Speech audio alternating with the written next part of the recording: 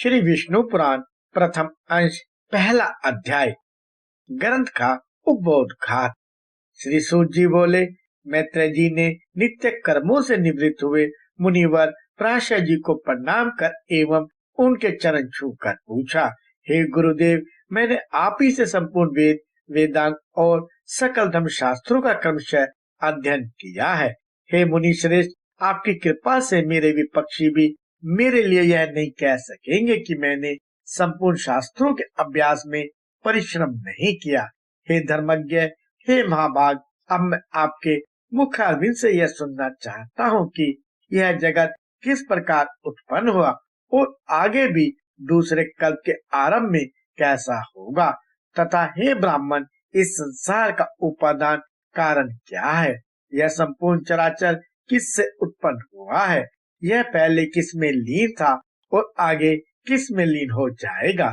इसके अतिरिक्त आकाश आदि भूतों का परिमाण, समुद्र, पर्वत और देवता आदि की उत्पत्ति, पृथ्वी का अधिष्ठान और सूर्य आदि का परिमाण तथा उनका आधार, देवता आदि के वंश, मनु, मनवंतर, बार बार आने वाले चारों युगों में विभक्त कल्प और कल्पों के विभाग, प्रलय का स्वरूप, युगों के पृथक पृथक संपूर्ण धर्म, देवर्षि और राजर्षियों के चरित्र, श्री व्यास जी करित वैदिक शाखाओं की यथावत रचना तथा ब्राह्मण आदि वन और ब्रह्मचर्य आदि आश्रमों के धर्म, ये सब हे महामुनि शक्ति नंदन मैं आपसे सुनना चाहता हूँ।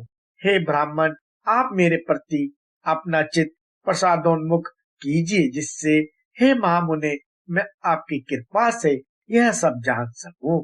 श्री पराशर जी बोले, हे धर्मज्ञ मैत्रेय, मेरे पिताजी के पिता श्री वशिष्ठ जी ने जिसका वर्णन किया था, उस पूर्व प्रसंग का तुमने मुझे अच्छा समझ कराया, इसके लिए तुम धन्यवाद के पात्र हो।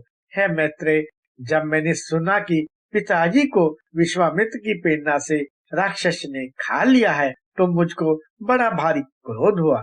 तब राक्षसों का ध्वंस करने के लिए मैंने यज्ञ करना आरंभ किया। उस यज्ञ में सैकड़ों राक्षस जल के भस्म हो गए। इस प्रकार उन राक्षसों को सर्वनष्ट होते देख मेरे महाभाग पितामह वशिष्ठ जी मुझसे बोले, हे वत्स, अत्यंत क्रोध करना ठीक नहीं, अब इसे शांत करो। राक्षसों का कुछ भी अपराध नहीं है। तुम्हारे पिता के लिए तो ऐसा ही होना था। क्रोध तो मूर्खों को ही हुआ करता है, विचारवानों को भला कैसे हो सकता है? भला कौन किसको मारता है? पुरुष स्वयं ही अपने किए का फल भोगता है। हे प्रियवर, यह क्रोध तो मनुष्य के अत्यंत कष्ट से संचित यश और तप का विनाशक है। हे तात, इस लोक और परलोक दोनों को बिगाड़ने वाले इस क्रोध का महर्षिगण सर्वदा त्याग करते हैं, इसलिए तू इसके वशीभूत मत हो।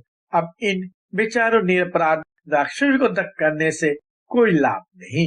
अपने इस यज्ञ को समाप्त करो। साधुओं का धन तो सदा क्षमा ही है। महात्मा दादाजी के इस प्रकार समझाने पर उनकी बातों के गौरव पर विचार करके मैंने यह यज्ञ समाप्त कर दिया। इससे मुनि श्रेष्ठ भगवान वशिष्ठ जी बहुत प्रसन्न हुए। उसी समय ब्रह्मा जी के पुत्र पुलह जी वहां आए। हे मित्र, पितामह वशिष्ठ जी ने उन्हें अर्घ्य दिया।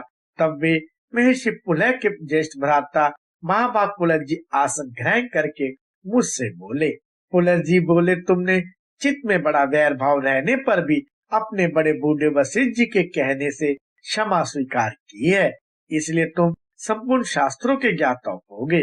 हे महाभाग, अत्यंत क्रोधित होने पर भी तुमने मेरी संतान का सर्वदा मूलोच्छेद नहीं किया, अतः मैं तुम्हें एक और उत्तम वर देता हूँ। हे वत्स, तुम पुराण संहिता के वक्ता होंगे और देवताओं के यथार्थ स्वरूप को जानोगे, तथा मेरे प्रसाद से तुम्हारी निर्मल बुद्धि, प्रवृत्ति और निवृत्ति, भोग और मोक्ष के उत्पन्न होने वाले कर्मों में निस्संदेह हो जाएगी। पुलह जी के इस तरह कहने के अनंतर फिर मेरे पितामह भगवान वशिष्ठ जी बोले। पुलह जी ने जो कुछ कहा है वह सभी सत्य होगा। हे मित्र, इस प्रकार पूर्व काल में बुद्धिमान वशिष्ठ जी और पुलह जी ने जो कुछ कहा था वह सब तुम्हारे प्रश्न से मुझे समझ हो आया है। अतः हे मैत्रेय, तुम्हारे पूछने से मैं उस संपूर्ण पुराण संहिता को तुम्हें सुनाता हूँ। तुम उसे भली प्रकार ध्यान देकर सुनो। यह जगत विष्णु से उत्पन्न हुआ है, उन्हीं में स्थित है। वे इसकी स्थिति और लय के कर्ता तथा यह जगत भी वे ही है।